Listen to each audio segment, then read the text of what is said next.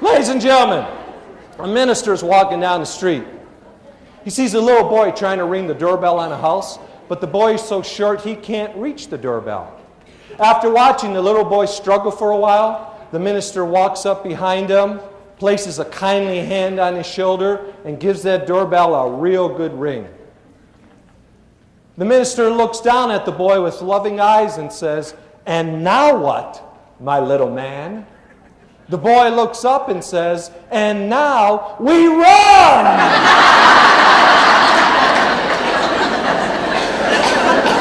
How many of you ever did that? Yeah, me too.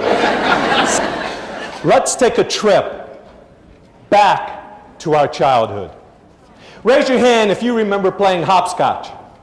Look at all the hands go up. How about hula hoops? More hands. Monopoly. The game that never ended. Remember pixie sticks? Kool-Aid in a straw? Jawbreakers? Those red hot ones, you could suck it only 5 seconds at a time. And the candy necklace. So cool. You let your friends eat it right off your neck. Humor will help you take care of yourself because humor is a massage for the soul. And today I'd like to share several ideas with you on how to get more humor and fun into your life, because life is too important to take yourself so seriously. In Reader's Digest, Judy Glenn says, "Every Tuesday my husband and I go shopping at the same department store. One Tuesday, my husband is standing in a small appliance aisle, holding on to the shopping cart while I took off to buy a few last-minute items.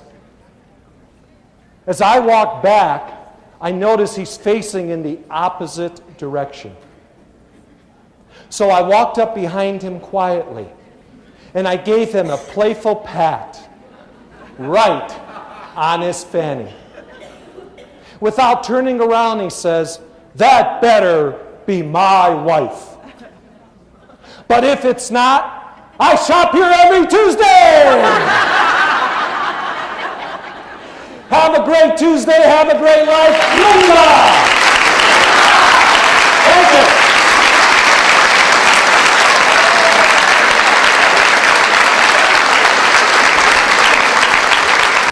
Have you ever been late for work?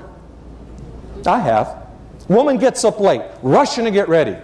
She hops in her car, starts driving over the speed limit. She doesn't realize there's a cop hiding behind a large sign waiting for the next speeder.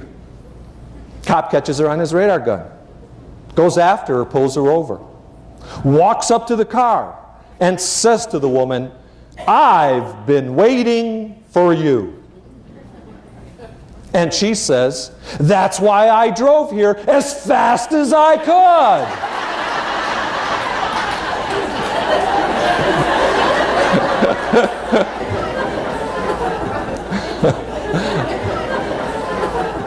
You can use it on the way home from the conference.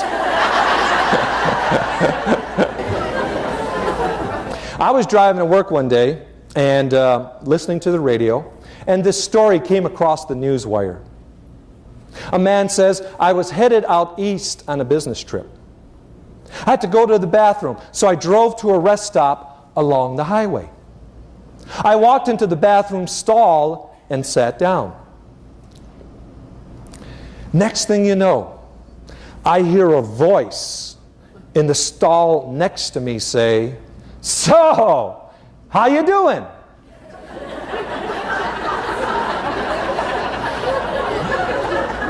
This had never happened to me before, so I wasn't sure what to do. So I said, not bad." Then the man in the next stall says, "How's your day going?" I started to feel more uncomfortable, but I went ahead and said, "Okay." Then the man said, "Where are you headed?" Now I got real nervous, but I still didn't know what to do. So I said, "Out east." Then the man said, "Let me call you back. There's some idiot in the next stall answering all my questions.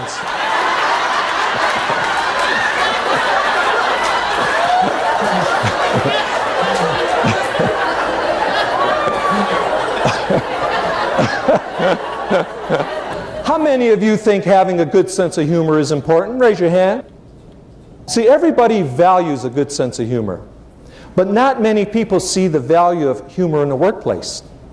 In fact, when someone is having fun at work, what do the co-workers think? Goofing off, not doing their job. They'll never be successful. Well, Dr. David Abramus, a psychologist at Cal State University, he took a look at this, and he found that employees who said they had fun at work were more motivated, more productive, and less likely to be late or absent from work.